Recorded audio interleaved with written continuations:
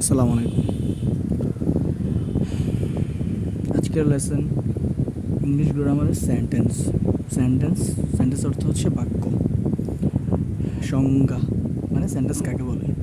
যে শব্দ বা শব্দ সমষ্টি কোনো একটি প্রসঙ্গে পরিষ্কার অর্থ প্রকাশ করে তখন তাকে সেন্টেন্স বা বাক্য বলে। এখানে দুইটা জিনিস নোটেড। একটা হচ্ছে শব্দ সমষ্টি, একটা ওয়ার্ড দিয়েও একটা বাক্য হতে পারে, আবার কয়েকটা বাক্য শব্দ মিলিয়েও আবার বাক্য হতে পারে। এটা হচ্ছে কথাটা। যেমন Hasan is a good boy, let us play football, চলো আমরা ফুটবল খেলি।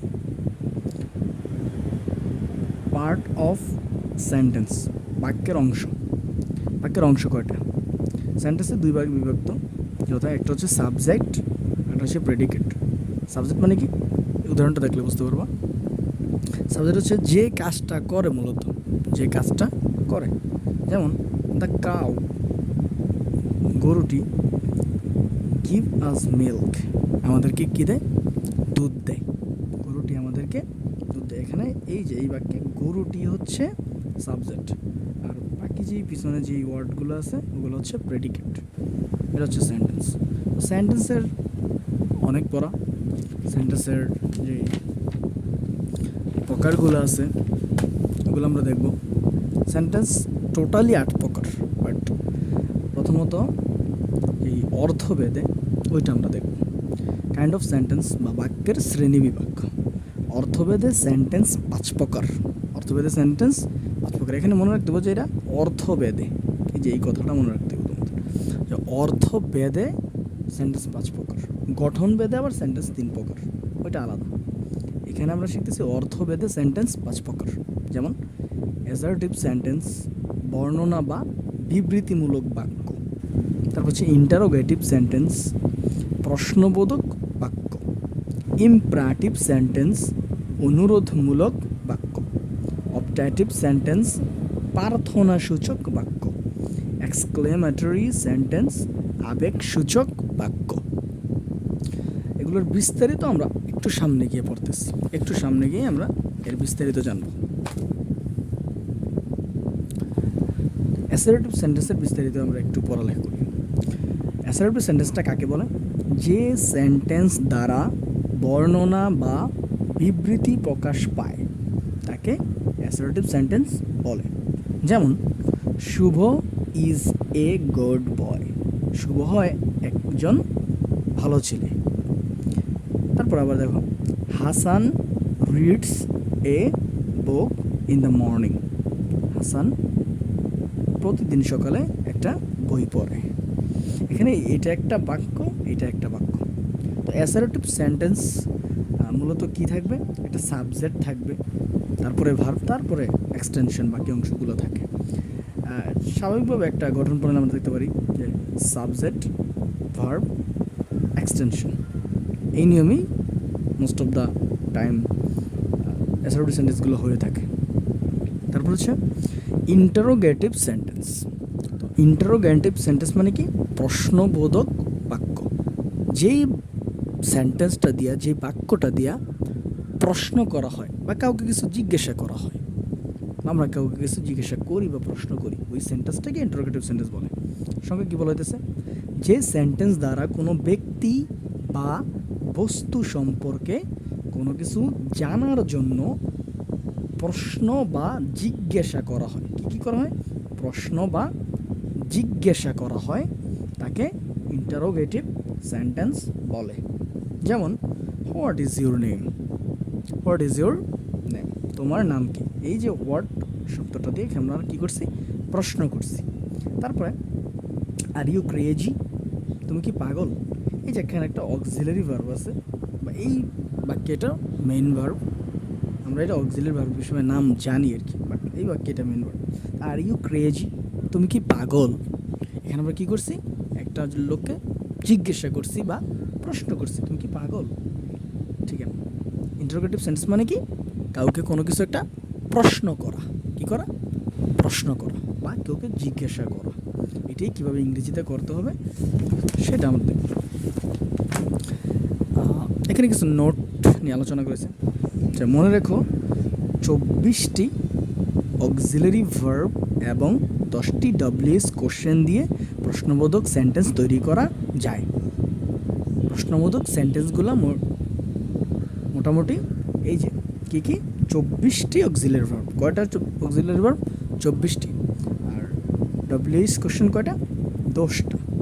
এই ওয়ার্ডগুলো দিয়ে আমরা সাধারণত প্রশ্ন করে থাকি। তো অক্সিলারি ভার্বগুলো কী কী, এটা একটা লিস্ট আমি এখানে তৈরি করেছি, তোমরা একটু নোট করো। অক্সিলারি ভার্ব প্রথম হচ্ছে বি ভার্ব, আমরা সবাই জানি am, is, are, was, were. Be, being, বিন।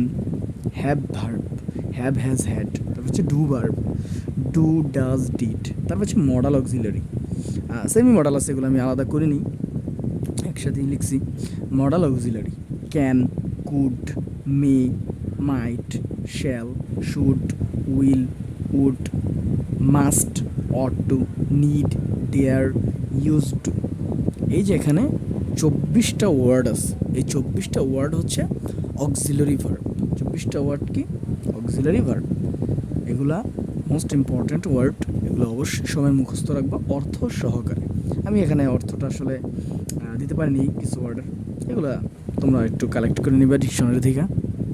হয়তো অনেকেই জানো, বেশিরভাগই জানো, যারা বা জানো আলহামদুলিল্লাহ, যারা না জানো তারা একটু নোট করে নেবে, এতটুকুই।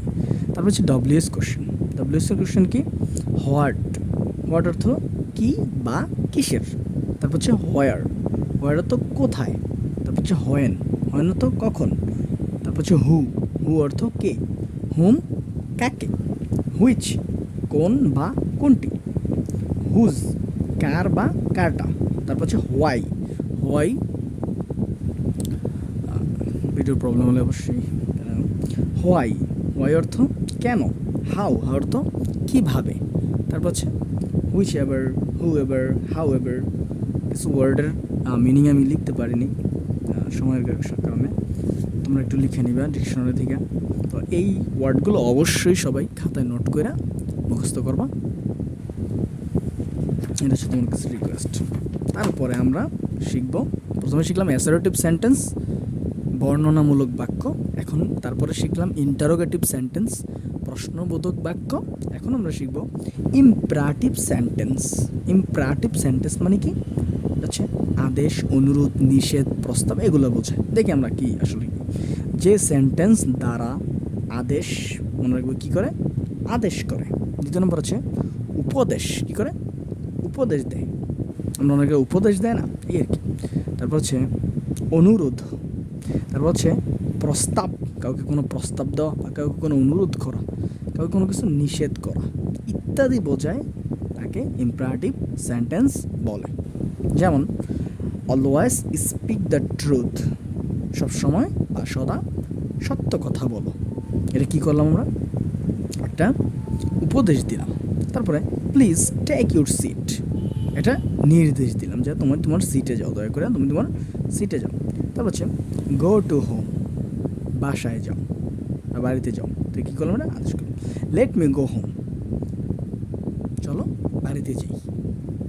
এই ওয়ার্ডগুলো হচ্ছে, এই বাক্যগুলো হচ্ছে ইম্পারেটিভ সেন্টেন্স বা অনুরোধ, নিষেধ, প্রস্তাব ইত্যাদি জাতীয় বাক্য। সাধারণত এর গঠন প্রণালীটা কীভাবে হয়? প্রথমে ভার্ব দিয়ে শুরু হয়। এখানে কিছু ওয়ার্ড আছে যেমন অলওয়েজ, প্লিজ, বা অনেক সময় কাইন্ডলি দিয়েও শুরু হতে পারে। যেমন এই ওয়ার্ডটা দিয়ে শুরু হতে পারে কাইন্ডলি। তোমরা একটু দেখো, কাইন্ডলি, কাইন্ডলি বা অনুগ্রহ করে, সরি অনুগ্রহ করে। কাইন্ডলি দিয়েও কী হতে পারে? শুরু হতে পারে। তাহলে স্বাভাবিকভাবে তারপরে যদি আবার লেট দিয়েও শুরু হতে পারে, লেট দিয়েও একটা ইম্পারেটিভ সেন্টেন্স শুরু হতে পারে। আবার ভার্বের ওয়ান দিয়েও শুরু হতে পারে। এটা হচ্ছে ইম্পারেটিভ সেন্টেন্সের আলোচনা রইল। তারপর আমরা যে ইম্পারেটিভের পরে সিরিয়াল আসতেছে হচ্ছে অপটেটিভ সেন্টেন্স। অপটেটিভ সেন্টেন্স মানে কি? প্রার্থনা সূচক বাক্য, কারোর জন্য কোনো প্রার্থনা করা। বিষয়টা কি? যে সেন্টেন্স দ্বারা কোনো প্রার্থনা, কি বুঝাবে? কোনো একটা প্রার্থনা। তারপর হচ্ছে আশীর্বাদ, কাউকে কোনো আশীর্বাদ করা বা ইচ্ছা প্রকাশ করে, তাকে অপটেটিভ সেন্টেন্স বলে। যেমন মে আল্লাহ ব্লেজ ইউ, আল্লাহ তোমার কি করুক, আশীর্বাদ করুক, বা আল্লাহ তোমাকে তোমার যে ইচ্ছাগুলো আছে বা তোমার ভালো করুক বা তোমার মঙ্গল করুক। তারপর হচ্ছে কী হতে পারে, লং লাইফ আওয়ার প্যারেন্ট, আমার পিতামাতা কী হোক, দীর্ঘজীবী হোক। এখানে লং লাইফ দিয়েও কী হতে পারে, একটা আফটার টু সেন্টেন্স শুরু হতে পারে। আবার মে দিয়ে অনেক সময় অপটাটিভ সেন্টেন্স শুরু হয়, মোস্ট অফ দ্য টাইম মে দিয়ে শুরু হয়। এটা হচ্ছে তো অপটাটিভ সেন্টেন্স। অনেকে বলে যে এটা সেন্টেন্সের প্রকার নয়, এটাকে অনেক সময় অনেকে ইম্পারেটিভ সেন্টেন্স বা অন্য কোনো সেন্টেন্সের মধ্যে প্রবেশ করায় দেয়, অনেক হায়ার যে গ্রামার বইগুলো আছে ওইগুলোর মধ্যে আর কি। তারপর হচ্ছে এক্সক্লেমেটরি সেন্টেন্স। এক্সক্লেমেটরি সেন্টেন্স, যে সেন্টেন্স দ্বারা মনের আবেগ প্রকাশ পায়, মনের কী পায়, মনে রাখতে হবে, মনের আবেগ প্রকাশ পায়, তাকে এক্সক্লেমেটরি সেন্টেন্স বলে।